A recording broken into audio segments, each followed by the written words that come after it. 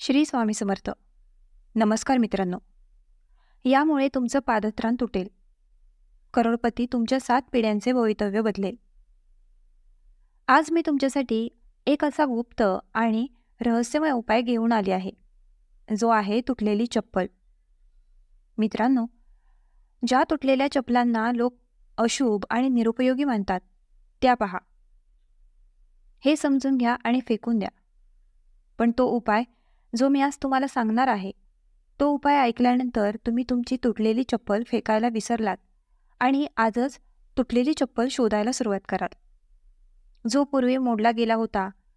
कारण मी तुमच्यासाठी असा गुप्त आणि रहस्यमय उपाय घेऊन आले आहे, ज्याचे वर्णन आजपर्यंत कोणत्याही धर्मग्रंथात केलेले नाही.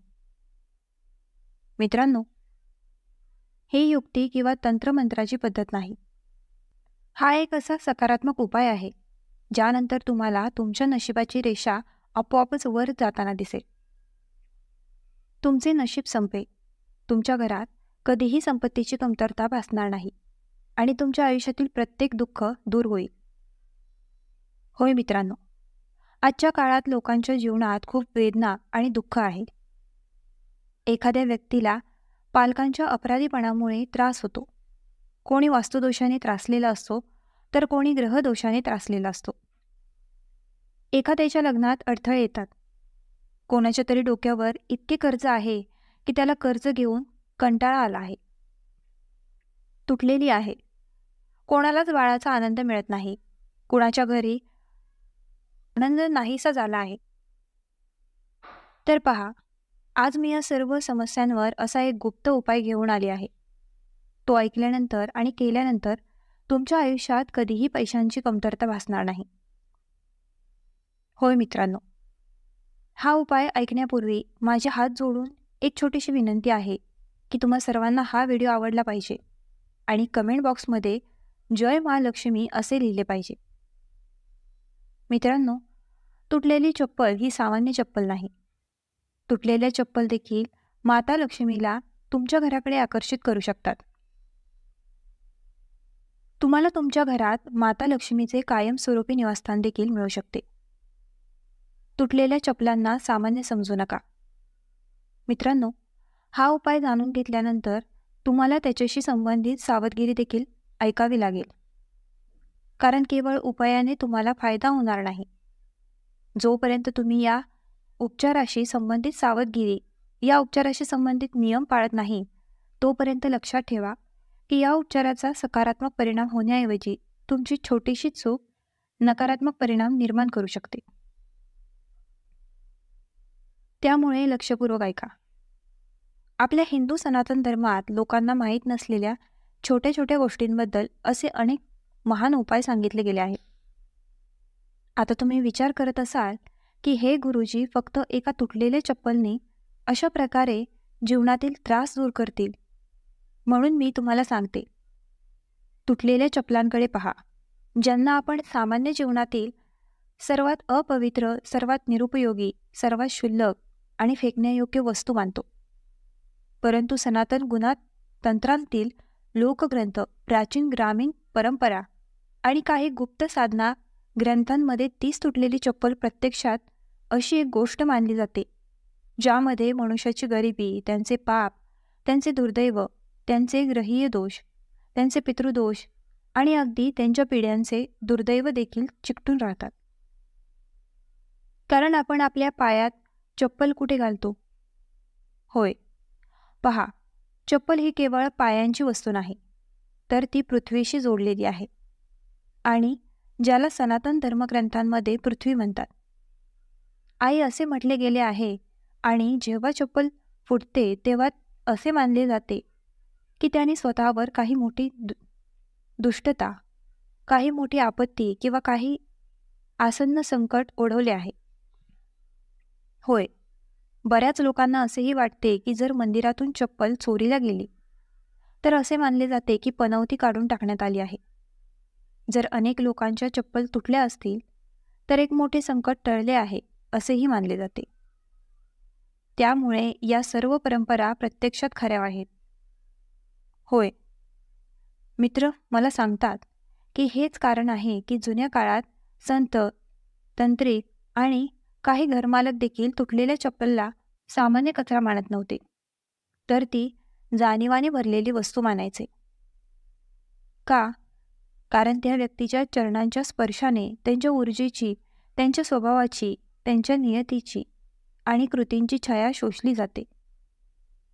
जेव्हा एखादी व्यक्ती खूप काळ चप्पल घालते, तेव्हा त्या व्यक्तीच्या सभोवतालच्या ऊर्जेचा परिणाम त्याच्या शरीरावर, त्याच्या मनावर, त्याच्या हृदयावरही होतो. ती ऊर्जा देखील त्या चप्पलमध्ये असते आणि जेव्हा ती चप्पल मोडली जाते, तेव्हा ती गरिबी आणि करंगळीचा थर तुटल्याचे लक्षण मानले जाते. पण बऱ्याच जणांची ही चूक असते, कारण ते त्या तुटलेल्या चपलांचा गैरवापर करतात आणि फेकून देतात. काही लोकांकडे अशी देखील चप्पल असते की चप्पल फुटते, नंतर ते चप्पल जिथे फुटते तिथे फेकतात. चप्पल अशुद्ध मानली जात होती, त्याने चप्पलचा गैरवापर केला, पण ते चुकीचे आहे. जरी चांगले रहस्य असे आहे की जर त्या तुटलेल्या चप्पलचा वापर एका क्षणी योग्य पद्धतीने, योग्य दिशेने, योग्य वेळी आणि योग्य भावनेने केला, तर तीच गोष्ट गरिबीची गुरुकिल्ली बनते. होय मित्रांनो, जुन्या लोकशाहीत असे म्हटले गेले आहे की जिथे गरिबीचा अपमान केला जातो आणि तुटलेली चप्पल गरिबीचे प्रतीक मानले जाते, तिथे लक्ष्मीजी राहत नाही. म्हणून जर एखाद्या व्यक्तीने तुटलेल्या चप्पलचा अपमान केला, तर तो जाणून बुजून त्याच्या गरिबीला आव्हान देतो.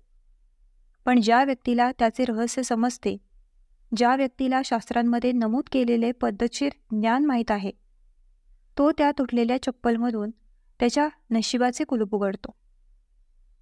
तर मित्रांनो, असे म्हटले जाते की चप्पल फोडणे ही काही सामान्य घटना नाही.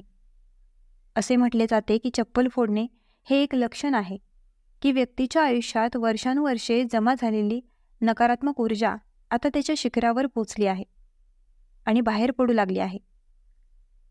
त्याचे कुटुंब वाढू शकत नाही, कुटुंब वाढत नाही, मुलांना आनंद मिळू शकत नाही, तुम्हाला मुले होऊ शकत नाही आणि पित्यांचे अर्पण देखील त्या घरात योग्य प्रकारे केले जात नाही. तर पहा, हा उपाय पितृदोषात शांततेसाठी देखील उपयुक्त ठरतो.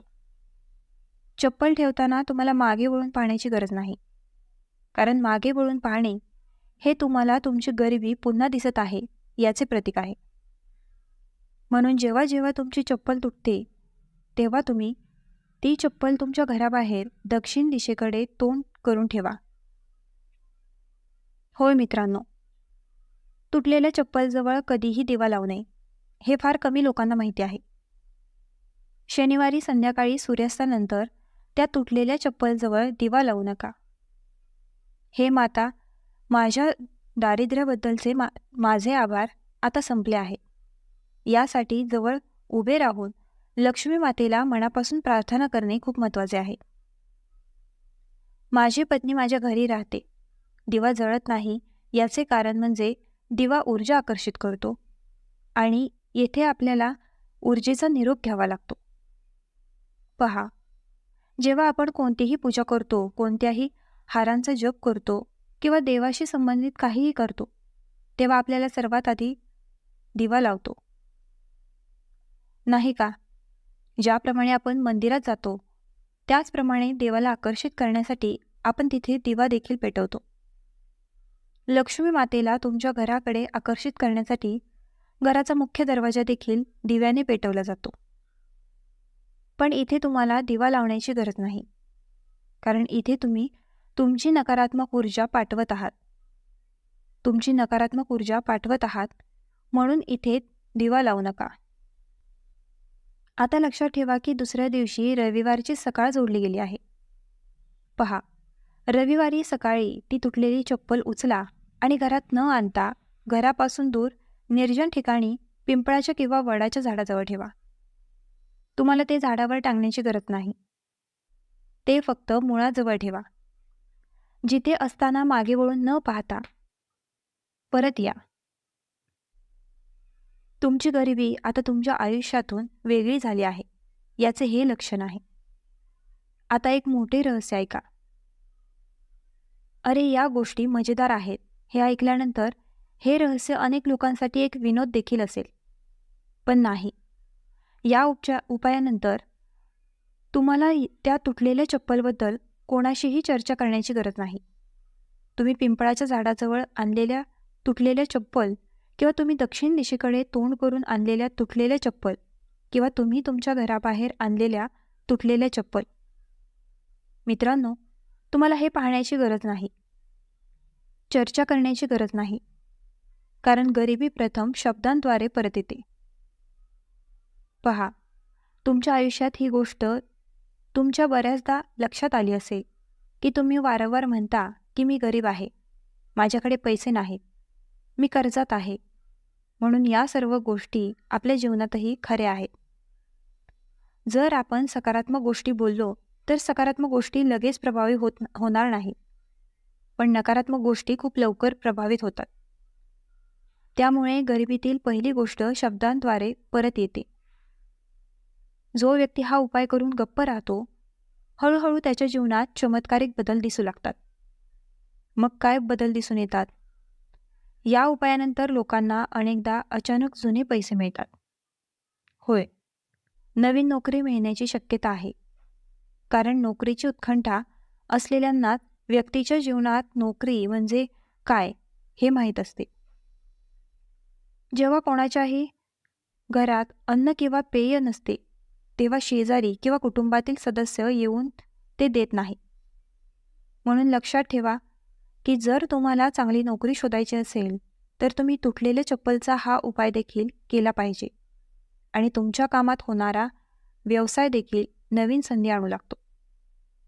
घरातील अनावश्यक खर्च कमी होऊ लागतात आणि सर्वात मोठे लक्षण म्हणजे पैसे आल्यानंतर टिकू लागतात. कारण जर पैसे आल्यानंतर टिकू लागले तर आयुष्यात गरिबी आणि पैशाची कमतरता भासणार नाही. आयुष्यात गरिबी राहणार नाही. जर आपण सर्व कर्जे सहजपणे फेडली तर हे लक्ष्मीच्या स्थिरतेचे लक्षण आहे. आता काही सावधगिरी देखील खूप आवश्यक आहे. हा उपाय कधीही विनोदाने करू नका, कारण प्रत्येक उपायाचा वेगळा विशेष नियम असतो. प्रत्येक पद्धतीची स्वतःची वैशिष्ट्ये आहेत. हा उपाय करताना तुम्हाला अजिबात विनोद करण्याची गरज नाही. तुटलेल्या चप्पलचा अपमान केला जाऊ नये, कारण ती तुटलेली चप्पल तुमचे दुर्दैव, तुमची गरिबी, तुमची कांगली घेऊन जात आहे. म्हणून त्याचा आदर करा आणि त्याचा अपमान करू नका. उपचारानंतर 7 दिवसांपर्यंत कोणाचाही अपमान केला जाऊ नये. गरीब व्यक्तीला समजू नका आणि शक्य असल्यास गरजू व्यक्तीला अन्न द्या. गरजूंना काही पैसे दान करा. गरजूंना कपडे दान करा. तुम्हाला काही चांगले काम करावे लागेल. वाईट गोष्टी करू नका. पहा, अशा गोष्टी केल्याने या उपचाराची ताकद अनेक पटींनी वाढते. आता समजून घ्या की तुटलेली चप्पल स्वतःच चमत्कार करत नाही, तर ती तुमच्या आयुष्यातील नकारात्मकता दूर करण्याचे माध्यम आहे. जेव्हा तुमचा आत्मा, वेळ आणि पद्धत एकत्र येतात तेव्हाच चमत्कार घडतो.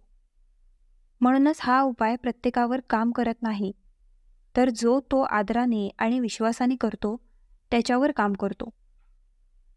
कारण मित्रांनो, जर तुम्ही काही उपाय करत असाल, जर तुम्ही कोणतीही विशिष्ट पद्धत घेत असाल, जर तुम्ही कोणत्याही विशिष्ट नियमाचे पालन करत असाल, तर संख्यांसाठी कोणतीही संधी नसावी.